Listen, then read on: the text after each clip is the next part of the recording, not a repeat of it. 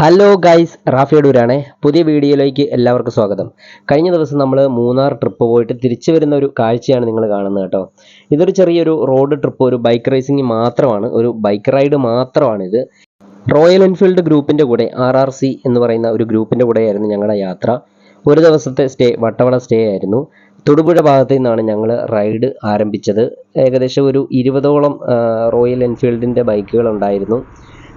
പല സ്ഥലങ്ങളിൽ നിന്ന് കാസർഗോഡ്, കണ്ണൂർ, കോഴിക്കോട്, അതുപോലെ തന്നെ എൻ്റെ നാടായ പത്തനംതിട്ട, അടൂർ, അവിടുന്നും പന്തളം, അങ്ങനെയുള്ള സ്ഥലങ്ങളിൽ നിന്നും ഒരുപാട് പേര് ഈ ഒരു റൈഡിൽ, ഈ ഒരു 20 ബൈക്കിൽ ഉൾപ്പെട്ടിട്ടുണ്ടായിരുന്നു. അങ്ങനെ ഞങ്ങൾ ഒരു ദിവസം വട്ടവടയിൽ സ്റ്റേ ആയിരുന്നു. സജി പിയോളി എന്ന് പറയുന്ന ആ ഒരു പുള്ളിക്കാരൻ്റെ പ്രോപ്പർട്ടിയിലായിരുന്നു നമ്മൾ ടെൻ്റൊക്കെ അടിച്ച് താമസിച്ചത്. അങ്ങനെ അവിടുന്ന് എല്ലാവരും കൂടെ മൂന്നാർ ഭാഗത്തെത്തി. വട്ടവടയിൽ നിന്നും മൂന്നാർ ഭാഗത്തെത്തി യാത്ര പിരിഞ്ഞായിരുന്നു.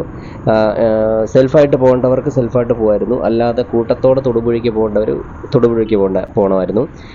ഇതിപ്പോൾ ഞാനും ഫ്രണ്ടിൽ പോകുന്ന എൻ്റെ അനിയനും പിന്നെ പുറകിലൊരു ആർമിയിൽ നിന്നുള്ളൊരു കൂട്ടുകാരനുണ്ടായിരുന്നു. പുള്ളിക്കാരന് ഞങ്ങൾ 3 പേരും കൂടെ ഈ മൂന്നാറിൽ നിന്ന് വേറൊരു റൂട്ട് വഴി, ആനക്കുളം റൂട്ട് വഴിയാണ് ഞങ്ങൾ യാത്ര ചെയ്തത്. ഒരു രക്ഷയില്ലാത്ത മഴയും കോടമഞ്ഞുമായിരുന്നു. ഒരു മണിക്കൂറോളം, 1.5 മണിക്കൂറോളം ഫുള്ള് കോടമഞ്ഞായിരുന്നു കേട്ടോ. എന്ത് രസമുള്ളൊരു യാത്രയായിരുന്നെന്നറിയാമോ ഈ ഒരു കോടയിലൂടെയുള്ളൊരു യാത്ര. ആനക്കുളം വഴിയാണ് ഞങ്ങളിപ്പോൾ യാത്ര ചെയ്തുകൊണ്ടിരിക്കുന്നത്. സാധാരണ മൂന്നാറിൽ നിന്ന് നമ്മൾ തിരിക്കുമ്പോൾ നേരെ അടിമാലി വഴിയാണ് നമ്മൾ ഈ ഒരു തൊടുപുഴയ്ക്കൊക്കെ പോകുന്നത്. ഇത് ഞങ്ങൾ ഒരു വെറൈറ്റിക്ക് വേണ്ടിയിട്ട് എൻ്റെ അനിയനൊരു വിളിച്ചുകൊണ്ട് പോയതാണ്. എൻ്റെ അനിയനാണ് ഈ റൂട്ട് നമ്മളെ കാണിച്ചു തന്നത്.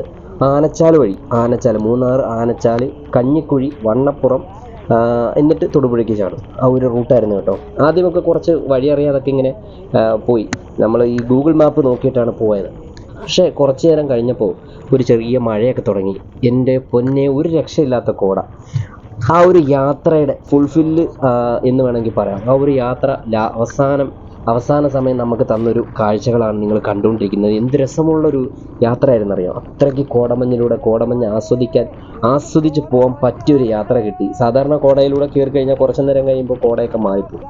ഇതൊരു 1.5 മണിക്കൂറോളം ഈ ഒരു റൂട്ടിൽ കോടയായിരുന്നു. നിങ്ങൾക്ക് കാണാൻ സാധിക്കും 2 സൈഡിലൊക്കെ ഭയങ്കരമായിട്ട് കോടയും, അതുപോലെ തന്നെ മഴയൊക്കെ. ഞാൻ പ്ലാസ്റ്റിക് ഇട്ടിട്ടുണ്ടായിരുന്നു, കോട്ട് പോലത്തെ ഒരു സാധനം ഇട്ടിട്ടുണ്ടായിരുന്നു. എന്ത് രസമായിരുന്നു, എന്ത് സുഖമായിരുന്നു അറിയാം ഇതുവഴി യാത്ര ചെയ്യാൻ.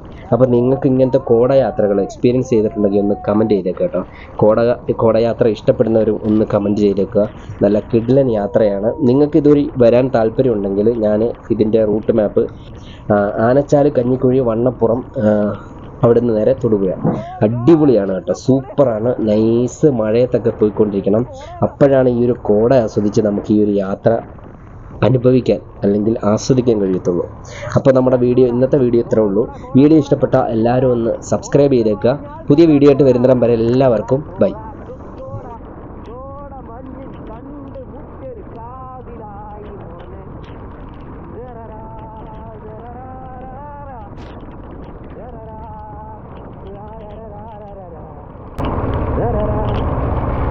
എന്ത് രസമാണല്ലോ.